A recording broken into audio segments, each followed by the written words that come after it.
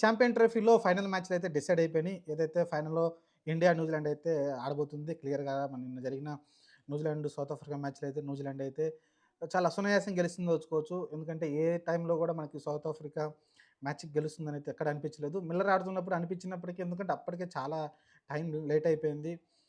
అదే ముందు చేసుంటే గెలిచేవాళ్ళేమో. ఎందుకంటే టెంబా బౌమా చాలా స్లోగా స్టార్ట్ చేయడం చూసాం.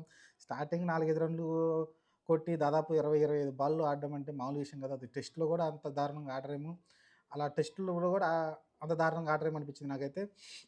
అక్కడే పోయింది. వాళ్ళది యాక్చువల్‌గా ఆ పవర్ ప్లేలో కొంచెం 80, 90 రన్స్ కొట్టుంటే కనీసం ఒక 70, 80 పరుగులు చేసున్నా కూడా ఆ లాస్ట్‌లో పవర్ హిట్టింగ్ వచ్చుంటే ఈ మ్యాచ్ గెలిచేవాళ్ళేమో గానీ, స్టార్టింగ్‌లోనే మీకు చాలా ఎందుకంటే పవర్ ప్లేలు 57 పరుగులు చేసినప్పటికీ సరిపోలేదు. దానికి ముందు ఏదైతే టెంబా బౌమా బాల్స్ తీసేసుకున్నాడో, ఎక్కువ బాల్స్ ఆడాడో, దాని కారణంగా అయితే వాళ్ళైతే మ్యాచ్ అయితే ఓడిపోవడం చూసాం.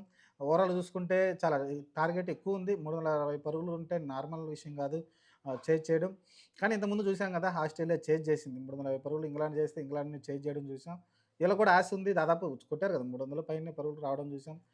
ఈజీగుంది. పిచ్ అయితే ఈజీగుంది. కానీ ఇక్కడ రిస్క్ తీసుకోలేదు. టెంపా బౌమా కావచ్చు, ఓపెనర్ కావచ్చు, ఆహ్, తర్వాత ఉన్న వ్యాండర్సన్ కావచ్చు, వీళ్ళిద్దరూ కూడా పెద్దగా ఇద్దరు పార్ట్నర్‌షిప్ వచ్చింది గానీ ఒక అగ్రెసివ్ ఇంటెంట్ వాళ్ళిద్దరి మధ్య కనిపించలేదు. దాని కారణంగా అయితే వాళ్ళైతే ఆ స్కోరు కొట్టలేకపోయారు. ఆ తర్వాత మిడిల్ ఆర్డర్‌లో వచ్చిన మార్కరమ్ కావచ్చు, లేకుంటే మీకు మిల్లర్ ఒక్కడే లాస్ట్‌లో ఎండ్‌లో నిలబడి ఒక భారీ ఇన్నింగ్స్ అయితే ఆడడం తప్ప 100 చేసుకున్నాడు ఫైనల్‌గా. కానీ మ్యాచ్‌ని అయితే గెలిపించలేకపోయాడు.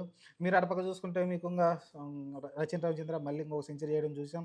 మళ్ళీ ఆ తర్వాత మీరు చూసుకుంటే ఆహ్, విలియమ్సన్ కూడా మళ్ళీ ఒక సెంచరీ చేయడం చూసాం. ఓవరాల్‌గా వాళ్ళిద్దరూ ఒక మంచి ఇన్నింగ్స్ తోటైతే ఎక్కడ కూడా రన్ రేట్ తగ్గనీయలేదు. 6.5, 6.2 ఆ మధ్యలో ఎప్పుడు ఉంచారు.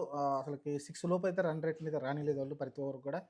మంచిగా అయితే బ్యాలెన్స్ చేసుకుంటూ వెళ్ళిపోయారు. ఇంగ లాస్ట్‌లో కావాల్సిన పవర్ డారెల్ మిచెల్ నుంచి కావచ్చు, లేకుంటే మీకు శాంట్నర్ అంటున్నా, ఫిలిప్స్ నుంచి కావచ్చు, ఆ అగ్రెసివ్ ఇంటెంట్ కనిపించింది. ఫిలిప్స్ అయితే చాలా ఫాస్ట్‌గా అయితే రన్స్ చేయడం చూసాం. హాఫ్ సెంచరీ చేయనప్పటికీ చాలా ఫాస్ట్‌గా అయితే రన్స్ చేయడం చూసాం. ఓవరాల్‌గా అదైతే డిఫరెన్స్, ఆ 50 పరుగుల డిఫరెన్స్‌తో ఓడిపోయారో అది ఫిలిప్స్ అనుకోవచ్చు. ఎందుకంటే ఒక మంచి 190, 200 స్ట్రైక్ రేట్‌తో ఆడడం చూసాం. ఎక్సలెంట్ నాకైతే ఆడడంతోటైతే కొంచెం బ్యాక్ స్టెప్‌లో సౌత్ ఆఫ్రికా ఉండిపోయింది. చూడాలి ఇంగంతే. అన్ని పరుగులు కొట్టిన తర్వాత ఇంగ బౌలింగ్ గురించి చెప్పాల్సిన అవసరం లేదు. ఇంగ 2 టీమ్‌ల నుంచి కూడా స్కోర్ కొంతమంది బాగానే ఏసినప్పటికీ శాంట్నర్ లాంటోళ్ళు కొంచెం బౌలింగ్ బాగానే వేసి మ్యాచ్‌నైతే విజయంలో కొంచెం పాత్ర అయితే వాళ్ళదుంది. చూద్దాం మరి ఆదివారం పూటైతే న్యూజిలాండ్ తోటైతే మనమైతే ఫైనల్ ఆడతాం. ఆల్రెడీ న్యూజిలాండ్ మనం లీగ్ స్టేజ్‌లో ఓడించి వచ్చాం. ఆహ్, కంఫర్ట్‌గానే గెలుచుకొని వచ్చాం మనమైతే. చూద్దాం మరి ఏం జరగబోద్దో. ప్రస్తుతానికైతే న్యూజిలాండ్ బ్యాడ్ లక్ రీసెంట్‌గానే వరల్డ్ కప్ ఫైనల్‌లో ఓడిపోవడం చూసాం టీ20 వరల్డ్ కప్‌లో. ఇక్కడ చూస్తే సౌత్ ఆఫ్రికా న్యూజిలాండ్ పైనైతే సెమీఫైనల్‌లో ఓడిపోవడం. నాకౌట్ మ్యాచ్‌ల్లో వాళ్ళకెప్పుడు ఈ గండాలైతే ఉంటాయి. మంచి ఛాన్స్ అయితే మిస్ అయిపోయింది మళ్ళీ న్యూజిలాండ్ టీమ్‌కి. చూద్దాం మరి ఫ్యూచర్‌లో మరి ఎలాంటి మ్యాచ్‌లు గెలుస్తారో. మనం అనుకున్నాం కదా! యాక్చువల్‌గా సౌత్ ఆఫ్రికా స్ట్రాంగ్‌గా ఉందనుకున్నాం. కానీ అది సరిపోలేదు. ఆహ్, ఏదైతే ఓపెనర్ ఇంతకుముందు టెంబా బౌమా ఆ తీరులో ఆడ్డా యాక్చువల్‌గా. నిన్నేంటో కొంచెం మరి స్కోర్ చూసి భయపడ్డాడు. స్కోర్ చూసి భయపడితే ఆటోమేటిక్‌గా ఆహ్, ఎళ్ళిపోవాలి.